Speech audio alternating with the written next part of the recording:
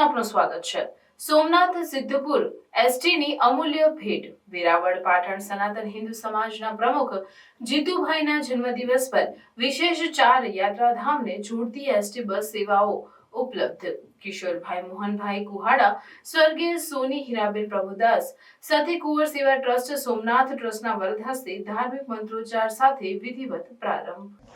ગુજરાત રાજ્ય માર્ગ વાહન વ્યવહાર નિગમ પાલનપુર વિભાગના સિદ્ધપુર ડેપો મેનેજર સાહેબ તેમજ સ્ટેન્ડ ઇન્ચાર્જના પ્રયત્નશીલ સાથ સહયોગ સાથે પવિત્ર યાત્રાધામ સોમનાથ મહાદેવ દર્શનાર્થીઓ યાત્રીઓને સોમનાથ સિદ્ધપુર રૂટની સુવિધાઓ ઉપલબ્ધ થઈ, જેનો શુભારંભ વેરાવળ પાટણ સનાતન હિન્દુ સેવા સમાજના પ્રમુખ જીતુભાઈ મોહનભાઈ કુહાડાના જન્મદિવસ પર વિશેષ બસ સેવાઓનો શુભારંભ કરી અખિલ ગુજરાત મેરીટાઈમ બોર્ડના પ્રમુખ અને વેરાવળ પાટણ સનાતન હિન્દુ સમાજના અધ્યક્ષ કિશોરભાઈ મોહનભાઈ કુહાડા, સમસ્ત ખારવા સમાજના પટેલ જીતુભાઈ મોહનભાઈ કુહાડા, સોમનાથ ટ્રસ્ટના એસ્ટેટ ઓફિસર સુરેન્દ્રસિંહ જાડેજા, સ્વર્ગીય પૂનમબેન ધારાળ, સ્વર્ગીય અરવિંદભાઈ પ્રભુદાસ ભાઈ સતી કુંવર પ્રેરિત સોની હીરાબેન પ્રભુદાસ સતી કુંવર સેવા ટ્રસ્ટ સોરઠિયા વાળંદ સમાજના પ્રમુખ મહેશભાઈ વાજા સહિત કડવા પાટીદાર સમાજના પ્રમુખ રસિકભાઈ પટેલ, નારણભાઈ બાંડિયા, વિજયભાઈ દરબાર સહિત બસના ડ્રાઈવર દિલ્હીભાઈ કંડક્ટરને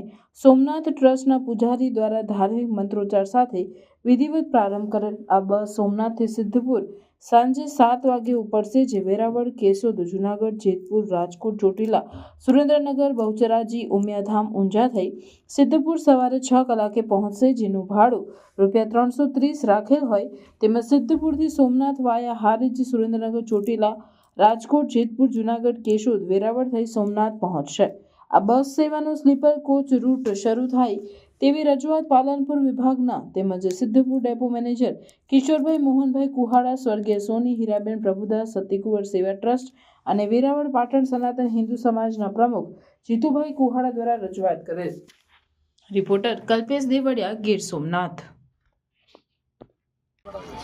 આજે શુભ સોમનાથના આંગણમાં ભગવાન સોમનાથના સાનિધ્યમાં એસટી નિગમ અને ગુજરાત સરકાર દ્વારા જે સોમનાથથી બહુચરાજીને 2-3 સ્થળ છે એવા જે યાત્રાધામના છે જ્યાં દર્શનનો લાભ મળે બધાને, એ સુવિધા માટે ગુજરાત સરકાર અને એસટી નિગમ દ્વારા બસની સુવિધા અત્યારે ફાળવવામાં આવી છે।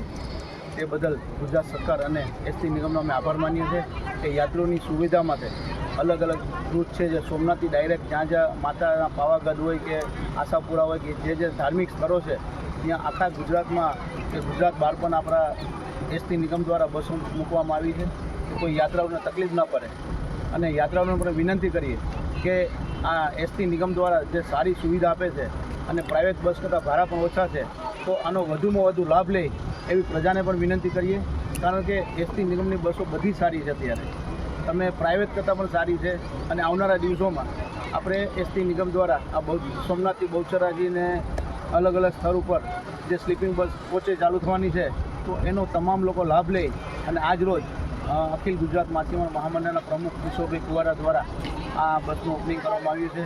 એમાં સોમનાથ ટ્રસ્ટનો સાથ સહકાર રહ્યો, સુરુભા રહ્યા હાજર અને સમગ્ર હિન્દુ સમાજના લોકો તમામ હાજર રહ્યા, તે બદલનો તે તમામનો પણ અમે આભાર માનીએ છીએ। જય સોમનાથ। આજરોજ એસટી તંત્ર દ્વારા પાલનપુર ડેપોના એક યાત્રાધામથી યાત્રાધામને જેને કહેવાય જોડી શકે એવી બસ સર્વિસ યાત્રી સુવિધા માટે ચાલુ કરવામાં આવી છે। તેમાં અહીંયાથી સોમનાથ પ્રથમ યાત્રાધામ, ત્યાંથી બહુચરાજી, ઉમિયાધામ અને માતૃ ગયા, એટલે 4 યાત્રાધામને જોડતી આ સર્વિસ છે। ₹330 હાલ એનું સિટિંગનું અહીંયાથી ભાડું છે, જે વ્યાજબી છે। આનાથી યાત્રિકોને પણ બહુ ફાયદો થશે અને સીધી કનેક્ટિવિટી યાત્રાધામ સાથે મળી રહે, એ માટેનો આ એસટી તંત્રનો પ્રયાસ છે, જેનો આમ જનતાએ વધુમાં વધુ લાભ લેવો જેવું આ તકે મારી વિનંતી છે। અને અત્યારની જે એસટીની બસો છે તદ્દન નવી હાલતમાં છે, એટલે મુસાફરી કરવામાં પણ બહુ અનુકૂળ આવે છે અને બધી રીતે કમ્ફર્ટેબલ છે, એટલે વધુમાં વધુ લોકો આ સર્વિસનો ઉપયોગ કરે એવી હું આમ જનતાને વિનંતી કરું છું। જય સોમનાથ।